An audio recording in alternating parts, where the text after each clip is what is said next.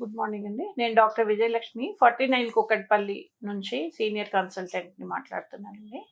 ఈరోజు మనము ఈ ట్రీట్మెంట్ ఏఆర్టీ ప్రొసీజర్స్లో ఐవీఎఫ్ దానికి ఎప్పుడు మనం సజెస్ట్ చేస్తాము, ఎవరెవరు ఐవీఎఫ్ ట్రీట్మెంట్కి వెళ్ళాలి అనే దాని గురించి మాట్లాడదాం. ఐవీఎఫ్ అంటే ఇన్విట్రో ఫర్టిలైజేషన్. అంటే ఏంటంటే మామూలుగా న్యాచురల్గా ప్రెగ్నెన్సీ వచ్చినప్పుడు ఈ ఎగ్ అనేది స్పామ్ అనేది మనకి ట్యూబ్స్లో ఫర్టిలైజ్ అవుతాయి. ఈ రెండు కలిసి ఎంబ్రియోగా బేబీగా తయారవుతుంది. అలా తయారైన బేబీ మళ్ళీ జరిగి వచ్చి యూట్రస్లో ఫిక్స్ అవుతుంది. అది న్యాచురల్గా ప్రెగ్నెన్సీ వచ్చే విధం. కానీ కొన్ని కండిషన్స్లో ఈ ప్రెగ్నెన్సీ రావట్లేదు అన్నప్పుడు మనకి ఐవీఎఫ్ అనే ట్రీట్మెంట్ సజెస్ట్ చేస్తాము. ఇన్విట్రో ఫర్టిలైజేషన్ అంటే ఈ ఎగ్స్ అనేది తయారీ కావడానికి ఇంజెక్షన్స్, ట్యాబ్లెట్స్, మెడిసిన్స్ ఇచ్చి ఎగ్స్ రెడీ అయినప్పుడు వాటిని బయటకి రిట్రీవ్ చేసుకుంటాం. అలా రిట్రీవ్ చేసిన ఎగ్స్ తోటి స్పామ్ని డైరెక్ట్గా ఒక ఎగ్లోకి ఒక స్పామ్ని ఇక్సీ అంటాం. ఆ ప్రొసీజర్ ద్వారా ఫర్టిలైజ్ చేసి ఆ తయారైన బేబీస్ని మళ్ళీ యూట్రస్లో ప్లేస్ చేస్తాం. ఈ ప్రొసీజర్ అంతా ల్యాబ్లో జరుగుతుంది. ఈ ఫర్టిలైజేషను, ఈ embryo growth up to 3 days కానీ 5 days కానీ ఈ ప్రొసీజరు ల్యాబ్లో జరుగుదాన్ని ఇన్విట్రో ఫర్టిలైజేషన్ అంటాం. సో ఇది ఎవరికి అవసరము, ఎవరికి చేయాలి అనేది చూద్దాము. సో కాజెస్ అనేది అంటే మనం 2-3 రకాలుగా డివైడ్ చేయొచ్చు. ఒకటి ఆడవాళ్లలో సంబంధించిన ప్రాబ్లమ్స్, రెండోది మగవాళ్లలో సంబంధించిన ప్రాబ్లమ్స్, తర్వాత ఒక్కోసారి ఇద్దరిలోనూ ప్రాబ్లమ్స్ ఉంటాయి. అలాంటప్పుడు కూడా మనం ఐవీఎఫ్ సజెస్ట్ చేస్తాము. కొన్నిసార్లు అన్ఎక్స్ప్లెయిన్డ్ అంటాం. ఒక్కొక్కసారి మగవాళ్లలోనూ అంత నార్మల్గా కనిపిస్తాయి అన్ని టెస్ట్లు, ఆడవాళ్లలో కూడా అన్ని విధాల నార్మల్గానే ఉంటుంది, కానీ ప్రెగ్నెన్సీ అనేది రాదు. దాన్ని అన్ఎక్స్ప్లెయిన్డ్ ఇన్ఫర్టిలిటీ అంటాం. ఇది చాలా తక్కువ % చూస్తాము. బట్ యాక్చువల్గా ఇది అన్నోన్ రీజన్ అనాలి, అంతేగాని దీంట్లో రీజన్ లేదు అని చెప్పకూడదు. ఎక్కడో ఏదో ప్రాబ్లం ఉంటుంది, బట్ మనకి తెలిసిన సైంటిఫిక్ మెథడ్స్ ప్రకారము ఇంకా దాన్ని కనుక్కునే టెస్టులు లేవన్నమాట. ఏంటి ప్రాబ్లం అనేది తెలుసుకోలేకపోతున్నాం. అందుకని ఆ కేటగిరీని మనము అన్ఎక్స్ప్లెయిన్డ్ ఇన్ఫర్టిలిటీ అని పెడతాం. సో వీటన్నిటిలో కూడా ఐవీఎఫ్ అనేది సజెస్ట్ చేస్తాం. సో ఆడవాళ్లలో మేజర్గా ట్యూబ్స్ ప్రాబ్లం ఉన్న వాళ్ళలో ఫస్ట్ ఐవీఎఫ్ అనేది కనుక్కుంది ఈ ట్యూబల్ ఫ్యాక్టర్ ఉన్న వాళ్ళ కోసమని ఐవీఎఫ్ అనేది స్టార్ట్ అవుతుంది. సో ఏంటంటే ఈ ట్యూబ్లో జరిగే ప్రాసెస్ అంతా కూడా మనము ల్యాబ్లో చేస్తున్నాం. సో ఈ ట్యూబ్స్ బ్లాక్ అయిన వాళ్ళు ఐదర్ ఇన్ఫెక్షన్ వల్ల బ్లాక్ అయి ఉండొచ్చు, లేదంటే కొందరిలో బై బర్తే ఏదన్నా సన్నగా ట్యూబ్స్ ఉండటము, లేకపోతే 2 long ట్యూబ్స్ ఉండటము, లేకపోతే ఒక ట్యూబ్ తోటే కొందరు పుడుతూ ఉంటారు. ఇలా ట్యూబ్స్ ప్రాబ్లమ్స్తో ఉండటము, ఆరు ఒక్కొక్కసారి ట్యూబ్స్ ఆపరేషన్ అవుతుంది కొందరికి. అంటే పిల్లలు ఆల్రెడీ ఉన్నారు, ఒకళ్ళో ఇద్దరు, ఇంకా మనకి పిల్లలు వద్దని ట్యూబెక్టమీ చేసుకుంటారు. అలాంటి వాళ్ళల్లో ఇలా కండిషన్స్లో ట్యూబల్ ఫ్యాక్టర్స్ ఉన్న వాళ్ళల్లో ఐవీఎఫ్ అనేది సజెస్ట్ చేస్తాం. రెండోది వచ్చేసి మనకి ఓవరీలో సంబంధించినవి, అంటే ఎగ్స్ తయారయ్యే అండాశయానికి రిలేటెడ్ ప్రాబ్లమ్స్. దాంట్లో ఏంటంటే కొందరిలో ఈజీగా ఎగ్స్ రిలీజ్ కావు. అలాంటి వాళ్ళల్లో కూడా ఒక్కొక్కసారి ఐవీఎఫ్ చేయాల్సి వస్తుంది. రెండోది పూర్ ఓవేరియన్ రిజర్వ్, అంటే ఎగ్స్ బాగా తగ్గువైపోతాయి వాళ్ళలో.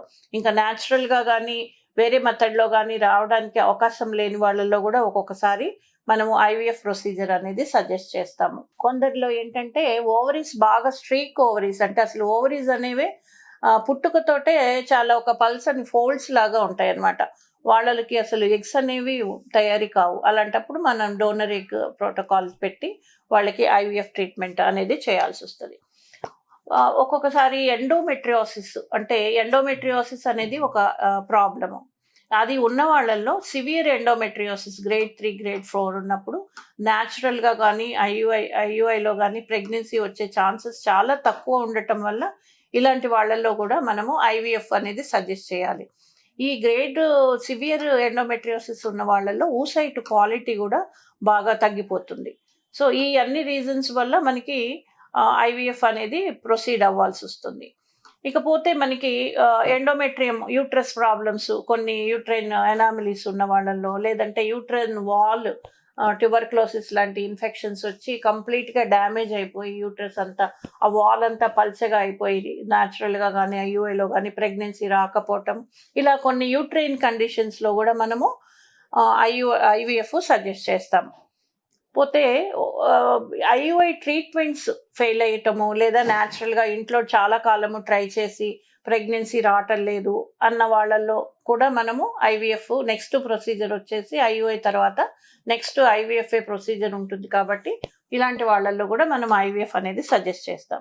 పోతే మెయిల్ ఫ్యాక్టర్స్ వచ్చినట్టయితే కొందరు మెన్లో ఏంటంటే కౌంట్, మొటిలిటీ అండ్ మార్ఫాలజీ ఇవి తక్కువగా కనిపిస్తుంటాయి. కౌంట్ నార్మల్గా మనము 15 అండ్ అబవ్ మిలియన్స్ ఉండాలని చెప్తాము. సో కొందరిలో కౌంట్ బాగా తక్కువగా ఉంటుంది. సో ఐయుఐలో కూడా ఆ కౌంట్ సరిపోకపోవటం, అట్లాగే మొటిలిటీ అనేది 40% మినిమం ఉండాలి.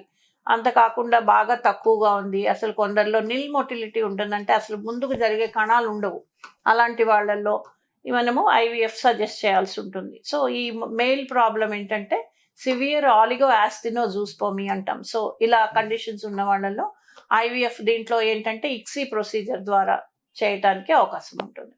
కొందరిలో ఎజూస్పోమీ అంటే కంప్లీట్గా కౌంట్ 0 ఉంటుంది. అలా ఉన్న వాళ్ళల్లో మనము టెస్టిస్ నుంచి, టెస్సా అంటాము, టెస్టిస్ నుంచి స్పామ్ ఎపిడిడిమస్ నుంచి కానీ స్పామ్ తీసుకొని దాని ద్వారా ఇక్సీ చేసి మనము ప్రెగ్నెన్సీకి ట్రై చేసుకోవచ్చు. సో ఇలా ఉన్న కండిషన్స్, స్పామ్ కౌంట్ కంప్లీట్గా 0 ఉన్న వాళ్ళల్లో కూడా మనము ఐవీఎఫ్ అనేది సజెస్ట్ చేస్తాం. సో ఇట్లా వేరియస్ రీజన్స్ ఉంటాయి. తర్వాత కొందరిలో ఏంటంటే అన్ఎక్స్ప్లెయిన్డ్ ఏది రీజన్ కనపడదు. మెన్లో కౌంట్, మొటిలిటీ బాగుంటుంది, మార్ఫాలజీ అంతా, ఆడవాళ్ళలో ఎగ్ రెగ్యులర్గా రిలీజ్ అవుతుంది, ట్యూబ్స్ నార్మల్గా ఉంటాయి, ఎండోమెట్రియం బాగానే ఉంటుంది, కానీ ప్రెగ్నెన్సీ రాదు. సో ఇట్లా అన్ఎక్స్ప్లెయిన్డ్ ఉన్న వాళ్ళల్లో కూడా మనము ఐవీఎఫ్ ప్రొసీజర్స్ అనేది మనము వీళ్ళకి సజెస్ట్ చేస్తూ ఉంటాం. కొందరిలో ఏంటంటే ఏజ్ పరంగా ఇప్పుడు కొత్తగా ఏముంది, చాలా రోజుల నుంచి కొంచెం మ్యారేజెస్ పోస్ట్పోన్ చేసుకోవడము, లేడీస్ కూడా 30 క్రాస్ అయిపోయినాక పెళ్ళిళ్ళు చేసుకొని ఆ తర్వాత కెరియర్ అని 34, 35 వరకు వెయిట్ చేసి దాని తర్వాత కొంచెం హడావుడి పడిపోతుంటారు, త్వరగా ప్రెగ్నెన్సీ వచ్చేయాలి, లేదా ఫారిన్ కంట్రీస్లో ఉంటారు, అక్కడ ట్రీట్మెంట్ చాలా ఎక్స్పెన్సివ్ ఉంటుంది. సో ఇక్కడికి వచ్చి ఆ 6 monthsలో మనకి ప్రెగ్నెన్సీ కన్ఫర్మ్ అవ్వాలి అని ఇలా వాళ్ళు కూడా చాలామంది డైరెక్ట్గా ఐవీఎఫ్కి వచ్చేస్తున్న వాళ్ళు కూడా ఉన్నారు. ఎందుకంటే వాళ్ళు ఆల్రెడీ ఏజ్ ఫ్యాక్టర్ ఉంటుంది, తర్వాత ఓవేరియన్ రిజర్వ్ తక్కువ ఉంటుంది, ఇలా చిన్న చిన్న ఇష్యూస్ ఉంటాయి. సో ఈ గ్రూప్ కూడా ఇప్పుడు యాడ్ అవుతున్నారు కొంచెం మనకి. సో ఐవీఎఫ్ ప్రొసీజర్స్లో ఇలా these are the various reasons అండి ఐవీఎఫ్ ప్రొసీజర్కి. Thank you.